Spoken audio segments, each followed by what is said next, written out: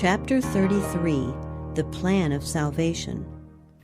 Sorrow filled heaven, as it was realized that man was lost and that the world which God had created was to be filled with mortals doomed to misery, sickness, and death, and there was no way of escape for the offender. The whole family of Adam must die. I saw the lovely Jesus, and beheld an expression of sympathy and sorrow upon his countenance. Soon I saw him approach the exceeding bright light which enshrouded the Father.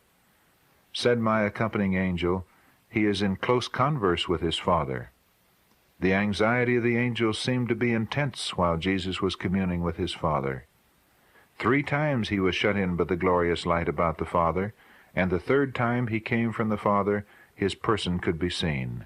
His countenance was calm, free from all perplexity and doubt, and shone with benevolence and loveliness, such as words cannot express.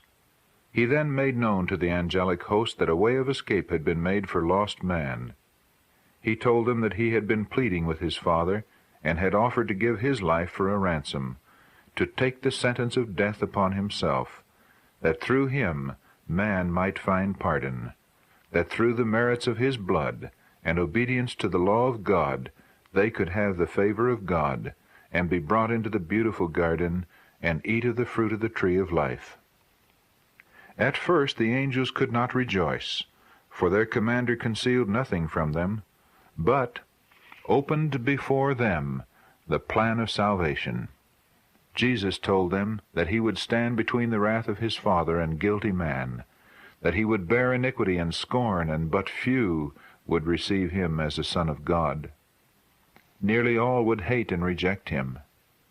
He would leave all his glory in heaven, appear upon earth as a man, humble himself as a man, become acquainted by his own experience with the various temptations with which man would be beset, that he might know how to succor those who should be tempted, and that finally, after his mission as a teacher should be accomplished, he would be delivered into the hands of men, and endure almost every cruelty and suffering that Satan and his angels could inspire wicked men to inflict, that he should die the cruelest of deaths, hung up between the heavens and the earth as a guilty sinner, that he should suffer dreadful hours of agony, which even angels could not look upon, but would veil their faces from the sight.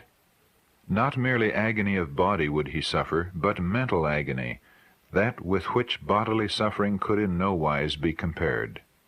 The weight of the sins of the whole world would be upon him. He told them that he would die and rise again the 3rd day, and would ascend to his Father to intercede for wayward, guilty man. The angels prostrated themselves before him. They offered their lives. Jesus said to them that he should by his death save many, that the life of an angel could not pay the debt.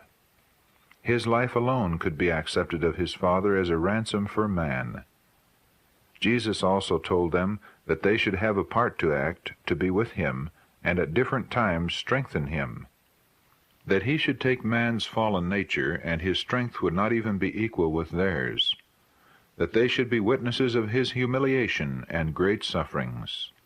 And that, as they should witness his sufferings and the hatred of men toward him, they would be stirred with the deepest emotion, and through their love for him would wish to rescue and deliver him from his murderers, but that they must not interfere to prevent anything they should behold, and that they should act a part in his resurrection, that the plan of salvation was devised, and his Father had accepted the plan. With a holy sadness Jesus comforted and cheered the angels, and informed them that hereafter those whom he should redeem would be with him, and that by his death he should ransom many, and destroy him who had the power of death. And his Father would give him the kingdom, and the greatness of the kingdom under the whole heaven, and he should possess it forever and ever. Satan and sinners should be destroyed, never more to disturb heaven or the purified new earth.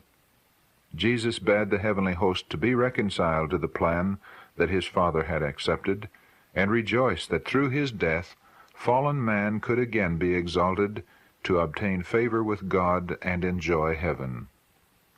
Then joy, inexpressible joy, filled heaven, and the heavenly hosts sung a song of praise and adoration. They touched their harps, and sung a note higher than they had done before, for the great mercy and condescension of God in yielding up his dearly beloved to die for a race of rebels. Praise and adoration were poured forth for the self-denial and sacrifice of Jesus, that he would consent to leave the bosom of his Father and choose a life of suffering and anguish, and die an ignominious death, to give life to others. Said the angel, "Think ye that the Father yielded up his dearly beloved Son without a struggle? No, no. It was even a struggle with the God of heaven, whether to let guilty man perish, or to give his beloved Son to die for him." Angels were so interested for man's salvation that there could be found among them those who would yield their glory and give their life for perishing man. But, said my accompanying angel, that would avail nothing.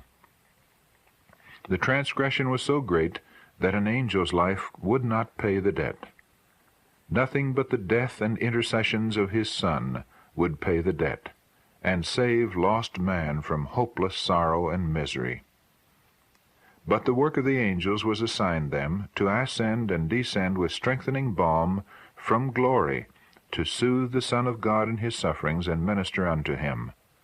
Also, their work would be to guard and to keep the subjects of grace from the evil angels, and the darkness constantly thrown around them by Satan.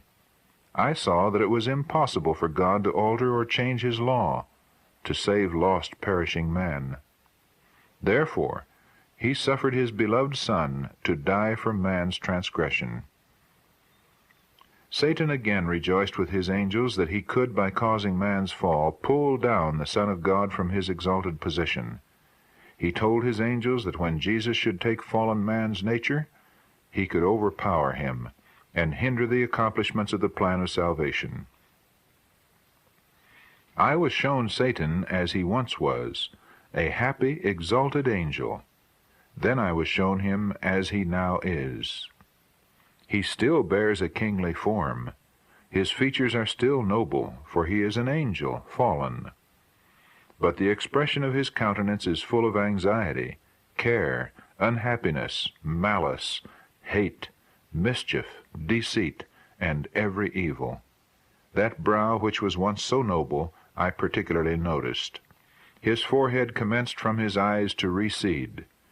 I saw that he had so long bent himself to evil that every good quality was debased, and every evil trait was developed.